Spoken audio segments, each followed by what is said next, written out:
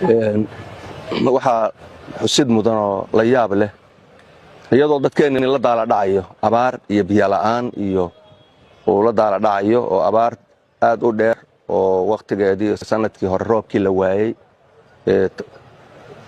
in hare hadda dhabarkayga ay ka muuqato hare weyn oo ilaa maaragtay maxay ahayd 200 oo mitir oo iskuulka dhexdiisa inuu hare ka dilaacday.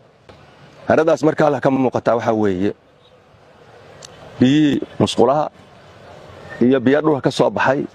waxaan isleeyahay hadda ciyaalada iyo dadka maaragtay hadii inay balliqi karaan oo ay masiibo kale oo inay dadka maaragtay ay wax ku gaaraan ay khatarteeda u leedahay.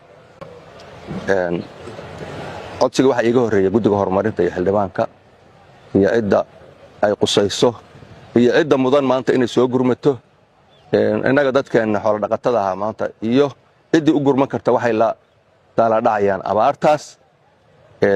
laakiin waxaa mudan inay maanta soo gurmadaan ganacsatadeenna dadkeena qurba joogta dadka dhaqaalaha haysta intaba waxa weeye waxay mudan yihiin.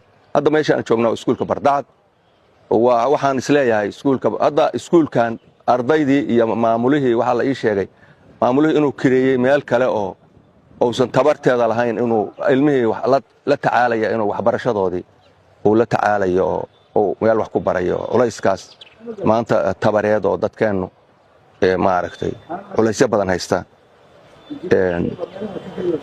waa loo mahad celiyay dawladda iyo doorkeedii waa mahadsan tahay baan leenahay madaxweynaha iyo tiimkii orka is arkeen guddiga horumarinta iyo madaxweynaha iyo wasiirka waxbarashada iyo iskuulkan Bardacad waxaan isleeyahay wasaaradda waxbarashada qorshay ka leedahay sida igu maqaalaa in wax isaga maaragtay iyagu ay kolayba ay wax u hayaan laakiin kuma filla waa hare aad u ballaaran waa dhul dhanoo go'ay.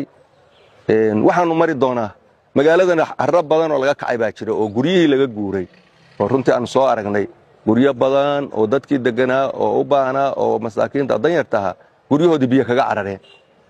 waxaan aad iyo aad uga walwalsannahay in dhulkan dhowr kilomitir isku weerahoo gaalkacyadii horaa khatar ku soo aadan tahay.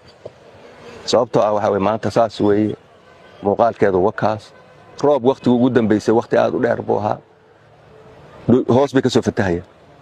ilaahay waxaan weydiisanaynaa ilaahay inuu maqraj noo furo. ma oranayna roob yuu noo soo diray roobku waa loo baahan yahay dadka iyagiiba abaaraysa.